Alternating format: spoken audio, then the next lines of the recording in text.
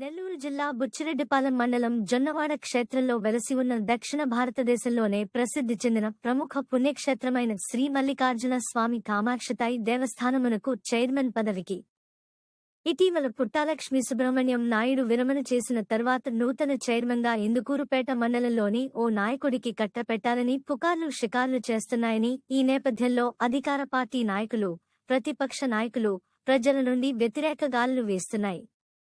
ముఖ్యంగా మహాపుణ్యక్షేత్రానికి జరిగే యాగాలు కాని, బ్రహ్మోత్సవాలు కాని, స్వామి అమ్మవారికి జరుగు కళ్యాణ మహోత్సవానికి చైర్మన్ దంపతులు పట్టు వస్త్రాలు సమర్పించాలని, అది ఎప్పటినుంచో ఆనవాయితీగా వస్తుందని, ఈ నిబంధనలకు తూట్లు పొడిచే విధంగా స్థానిక ఎమ్మెల్యే నిర్ణయాలు తీసుకుంటున్నారని ప్రజలు వాపోతున్నారు.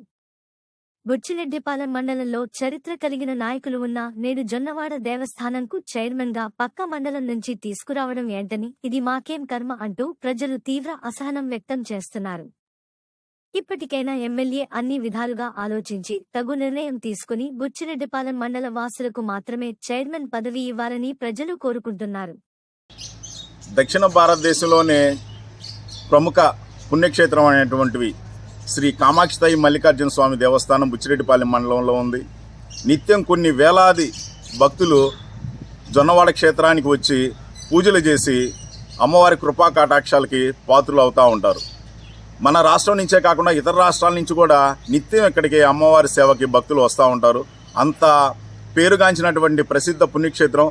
గతంలో ఉన్నటువంటి కామాక్షతాయి అమ్మవారి దేవస్థాన కమిటీ చైర్మన్లు కొంతమేర అభివృద్ధి చేయడం కూడా జరిగింది. ఇప్పుడు కూడా మా బుచ్చిరెడ్డిపాలెం మండలం అంటే రాష్ట్రంలోనే రాజకీయ నాయకులకి ఉద్దండుల్ని ఇతర ప్రాంతాలకు పరిచయం చేసినటువంటి బుచ్చిరెడ్డిపాలెం మండలం. బెజవాడ గోపాల్ రెడ్డి గారు ఉమ్మడి ఆంధ్రప్రదేశ్ రాష్ట్రానికి ముఖ్యమంత్రిగా ఉన్నారు.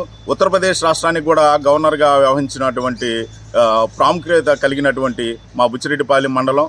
అంతేకాకుండా జడ్పీ చైర్మన్లుగాను వివిధ రాజకీయ పార్టీల్లో ఉద్దండులు ఉన్నటువంటి బుచ్చిరెడ్డిపాలెం మండలంలో ఉన్నటువంటి వ్యక్తులను కాదని చెప్పి బయట మండలాలనేటువంటి ఇందుకూరుపేట లేకపోతే కోవూరు ఇంకేదైనా ఇతర ప్రాంతాల నుంచి తీసుకొచ్చి అమ్మవారి దేవస్థానానికి చైర్మన్గా చేయడం అనేది భక్తుల్లో కొంచెం వ్యతిరేకత వచ్చే అవకాశం ఉంది.